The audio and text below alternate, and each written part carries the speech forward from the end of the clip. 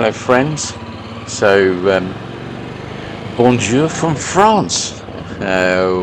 We've been out for a week and I thought it'd be a nice idea just to do some an episode from Brantome, where we have the little house, and we're on the scram and the mash. So we've got Karen on the mash today, and this video is just a bit of a ride around, but also I'm going to show you the mash in a bit more detail, because I've been promising to do that for ages. Just a little background on Brantome, which is a town sort of based around the Abbey, really, and it's a beautiful little place. And we're in the height of the season now, so this is midweek, and the town is very busy already. This is sort of mid-morning, because we always manage to not get up too early when we're away. But we're just coming past the Abbey now, where the motorbikes tend to assemble up. And if you were here another couple of hours later, this whole area would be full of motorbikes, that you can see on the left here. But I'll show you the route. I'm using the Relive app now, and I thought they'd be quite interesting. And I'll be coming up to a little stop before we go through the entrance gates to the town, or the old entrance gates. And I will show you what our route's going to be today. I think we actually covered around 50 miles in the end today, and that's just nice on these two bikes. Keeping it to around 60 kilometers an hour is just lovely. And this app is quite good, because it gives you a 3D image of where you're heading to, and you can see it's nice and twisty. It's all country. So Agognac first, Snickers and coffee. We then made our way continually through the lovely countryside to Villars, which the Grotte de Villars, which is the caves. We only stopped there actually for coffee, and then we headed on to the chateau that we found, which I'll show you the pictures of. And once we'd done that, we headed back to Bordeaux. So it's a nice sort of a loop there, isn't it, really? But Bordeaux is very close to where we finished. The streets in it around Brantome are sort of cobbled, and there's some bits and bobs, but it's a really thriving town. It's interesting about Brantome, you go through a lot of French towns and you think they're almost abandoned, as if you've sort of entered some sort of apocalypse, that there's nobody left. But Brantome's one of those few towns where everything's still alive. You've got a bank and insurance companies, and there's some decent shops, some fantastic restaurants, and it's still a really living, breathing town, which is something that's really cool about this place. And even during the winter, it's still alive, and that's why we've got the house here. And it'd be nice to retire out here, because I'm getting to that sort of stage of life. But we're going to head up and grab some fuel, which is at the Carrefour. Carrefour is one of those big, giant supermarket type of markets all over France, and we're lucky we got one just outside of town. What you find funny with a lot of French fuel stations, particularly which are joined to supermarkets, is there's no attendance there, so they're all card payments only, and but they tend to be a little bit cheaper than everywhere else. But this is our main sort of shopping place that we do a lot of our food shopping as soon as we get into France. There was a nice little Renault, I think, on the right hand side as we came into here, which was quite a cool car. You get lots of classic cars in this area, and you never know what you're going to see. But here she comes, pulling up behind on the mash. So we'll get some fuel, and then I'm going to have a chat about the mash and tell you what I think about it to start with. Right, let's have a little look at the mash 70. It doesn't mean 70 horsepower, or maybe, no, not even 70 miles an hour. 70 kilometers an hour. No, I think it's more to do with the style of the 70s. But let's talk about the mash, and it's just this cool little bike, really. It's just really good fun to use. So the mash. So the mash 70. Basically, Mash is a company owned by SEMA, which were originally, I think it still are, like a motorbike importers, motorbike spares and that sort of stuff. and they've been around for quite a while. But the Mash 70 came out in, I think, about 2007, and it was the first of those mass-produced bikes which were coming in from China, fitted with this little GN 125. It's like a Suzuki clone. I don't think it's made by Suzuki. I mean, it's made under license from Suzuki in China, and this has been fitted to all manner of these little Chinese bikes. We had them in the UK, don't we? They were all fitted with this, because pretty much every bike that came in from China then was a 125. But what I've noticed different about this compared to other bikes, so this is a 2007 bike, this is probably one of the first that came in, is that it's not a rusty wreck. You know, you see a lot of those, we were seeing a lot of those Chinese bikes coming in, and all these parts were always rusty, and this has really stood the test of time. Now, I know it hasn't got high mileage on it, but you know what, this really lasts. It's got about 3,500 kilometers on it now, and most of those we've done. But it's a fabulous little bike, and the styling, I was being a bit cheeky there, but the 70 denotes the period that this is supposed to be based on. So when you remember those bikes like the KEs and the TSs, Suzuki's, Kawasaki's and stuff, the DTs, very similar sort of styling to this, with that classic bench seat that we used to get on all those bikes. And I love those seats. I'm hoping that you can get a proper view of the colour here, because it's a really nice orange. It's very contemporary orange, this, but it's a really attractive bike. We've got 18-inch front wheel, 16-inch on the back, so the ride is actually very nice. Even over bumpy ground, the ride's very nice. The engine feels happy around the 60 kilometers an hour, which in English money is what's about 4.5 miles an hour. But as you know, we've been out on a longest ride with this and the Scram, and we're cruising around on the Scram at 60 kilometers an hour. It's actually not a problem. It's not a chore. You don't feel like you're going slowly at that speed on those Enfield 411. So that's actually quite comfortable for me, and with Karen following, and this isn't revving the nuts out of itself, so actually really good. What you do get on here is you've got a gear indicator there, neutral, high beam, and your indicators either side. Obviously your main mileometer or kilometer and trip on there. All the buttons are the same though. Everything's as you'd expect, really. Nothing too technical about this at all. What else have we got? Yeah, indicators, everything. The mirrors are good. Obviously disc brake on the front, which is nice. They're very good, the brakes on this.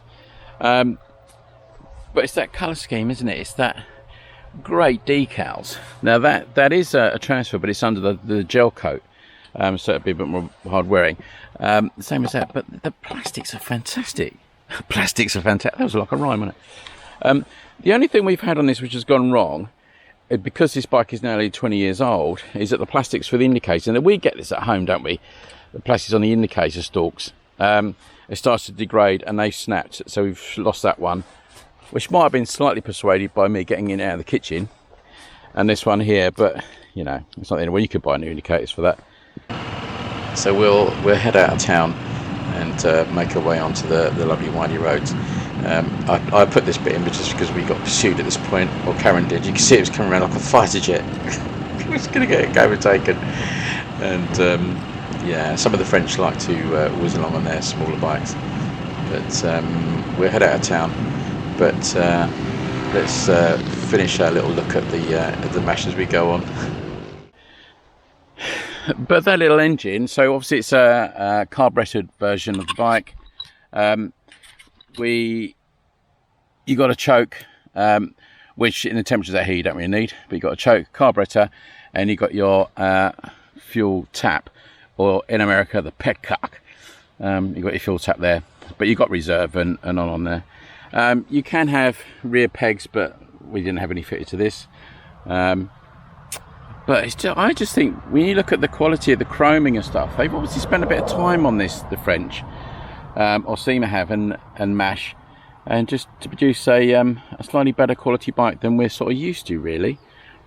Mash are very well thought of in France, and they produce bikes up to sort of 650, I think, and I'll put some pictures up of those. But they really are classic looking bikes, and I don't know why we don't really see them in the UK. I suppose they're just not interested. We got our markets flooded with its quality retros, isn't it?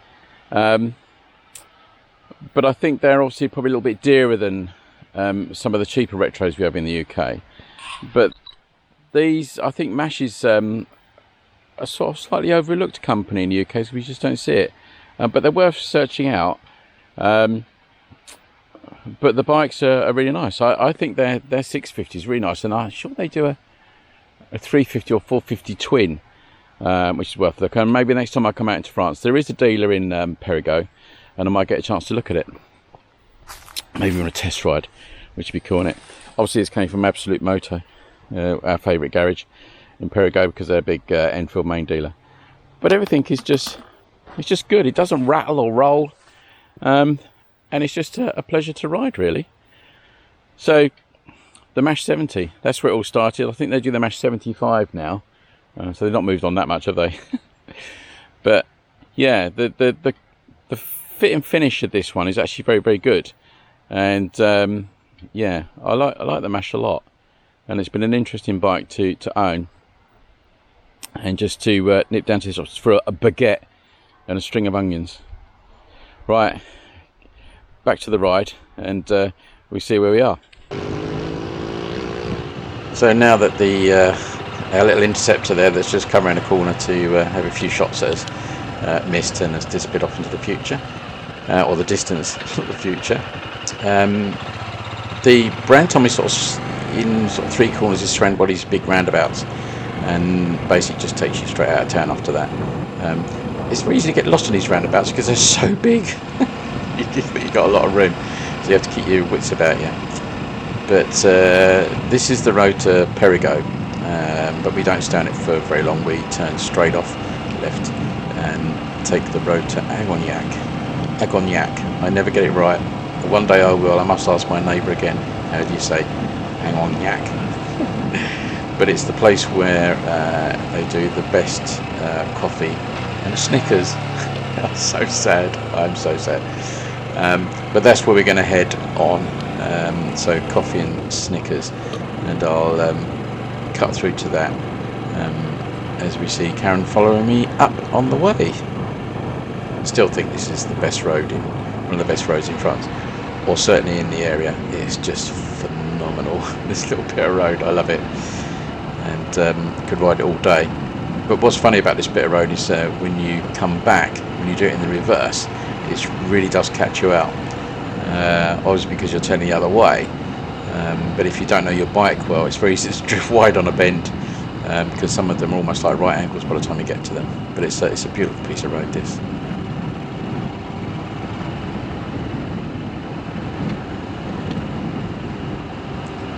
So one thing you have to be careful of with French roads is excessive speed. They really are quite hot on it now, and I must admit I did get a speeding ticket last time I was out. I shouldn't laugh really, should I? I'm already in law enforcement myself. But I got caught doing, I think it was 54 in a 50, something like that. So it's a very, they're pretty tight. And I never saw a camera or what it was, but yeah, luckily I returned back in time to pay that. Otherwise it's going to be a big fine. But yeah, no points on your license. But our two bikes here are French registered, so that's why they sent it to there. If they were English registered bikes, I don't think they send you the fines anymore. I think we don't have that reciprocal agreement with French. So damn and blast to that. So we're coming into, well, we're in Agognac now, and coming up to the Tabac for coffee and Snickers. But there's a problem.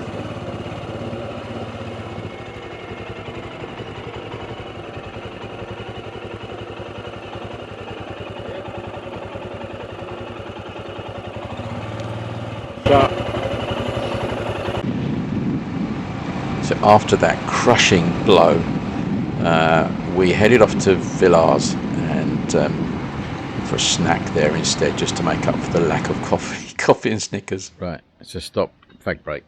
Just catch you there and figure it. Thank you. So We are at the Grotte de Villars, or the Grotti Villa. No, it's the cave. And we stopped for some very cheap crepes. Nutella, chantilly. And coffee. And coffee. And then we're going to head off to a chateau. So catch you again in a minute. So, spoiler alert, my cards run out of actual memory at this point, pretty much. But there's a little bit more. But one thing I just want to say, that you know, we're in the height of the summer season here, and the roads are quiet, and there's no potholes. I cannot emphasise enough, if you want to come out to France, Dordogne region is phenomenal. So we went up to this lovely little chateau on a further ride around. Brilliant. €6 to get in. You could have spent a good half day here enjoying that, and it was just fantastic. And then from here we carried on to Bordeaux, which is close to the house, and there's lots of sheep here, and the nightlife was great. I'm just random pictures now. I just like it because it's maggots. But I hope you enjoyed that little excursion in France. Normal business resumed next week, so I'll park back up.